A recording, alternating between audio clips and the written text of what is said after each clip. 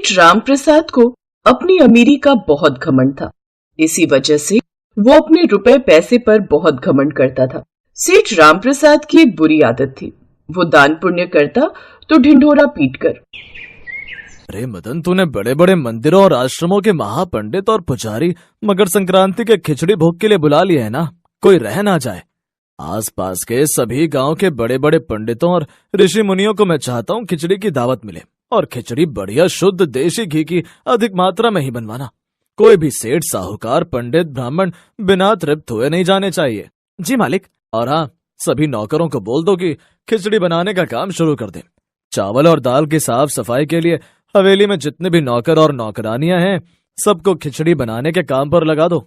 एक बात का ख्याल रखना, यह खिचड़ी केवल हम जैसे बड़े अमीर साहूकारों, महापंडितों और महान ब्राह्मणों के लिए है। इसमें से गरीबों को एक कटोरी भी खिचड़ी नहीं देनी, सबको द्वार से भगा देना। जी मालिक। सेठ रामप्रसाद ने अपनी हवेली के सभी दास दासियों को खिचड़ी बनाने के काम पर लगा दिया। मकर संक्रांति का दिन आया और सभी दास दासी खिचड़ी बनाने के काम पर लग गए। अधिक मात्रा में बड़े बड़े पतीलों में खिचड़ी बनाई जाने लगी। मेहमान आने शुरू हो गए।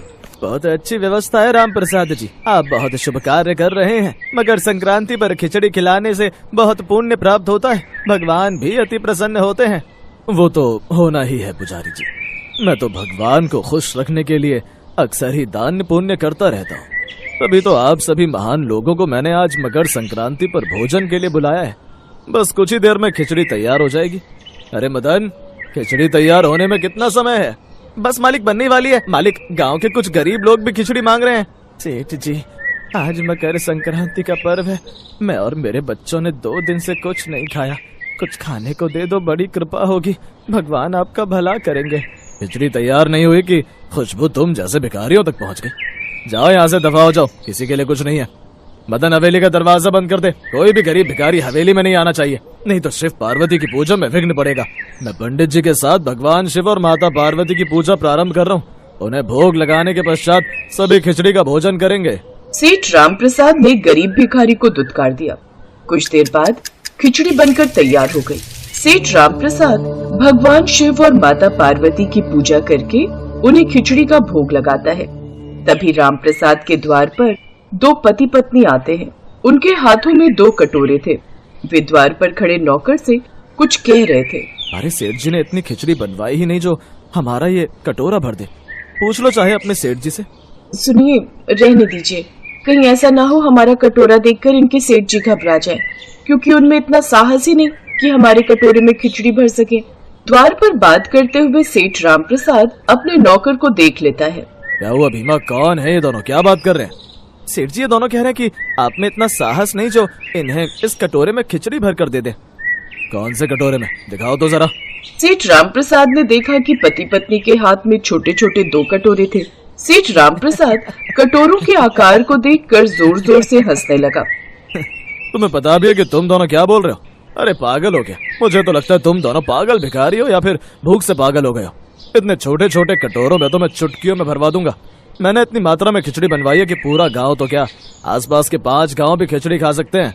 अच्छा, यदि आपको अपने ऊपर इतना घमंड है तो ठीक है, आप हमारे कटोरे खिचड़ी से भरकर दिखा दो। लेकिन याद रहे, हमारे कटोरे खिचड़ी से भरने चाहिए और खिचड़ी तुम स्वयं अपने हाथों से भरोगे। हाँ हाँ ठीक है। मदन, भीमा, सुरेश, रमेश, अरे जाओ बाल्टी में खिचड़ी ले आओ। सेठ रामप्रसाद नहीं जानता था कि स्वयं शिव पार्वती उसके घर खिचड़ी खाने आए हैं। वो तो सिर्फ सेठ रामप्रसाद का अहंकार तोड़ना चाहते थे।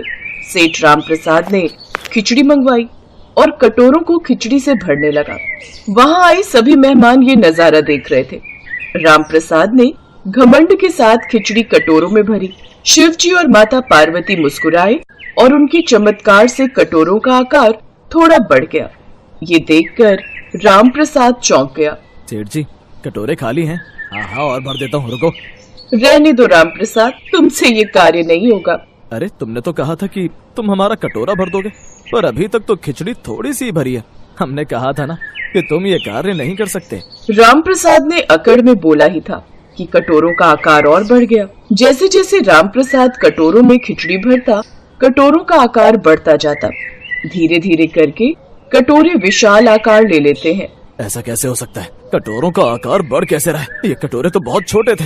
राम प्रसाद जी, मुझे लगता है ये सब ईश्वरीय चमत्कार है। आप जितनी खिचड़ी इनके कटोरे में भर रहे हैं, उतने ही कटोरे का आकार बढ़ रहा है।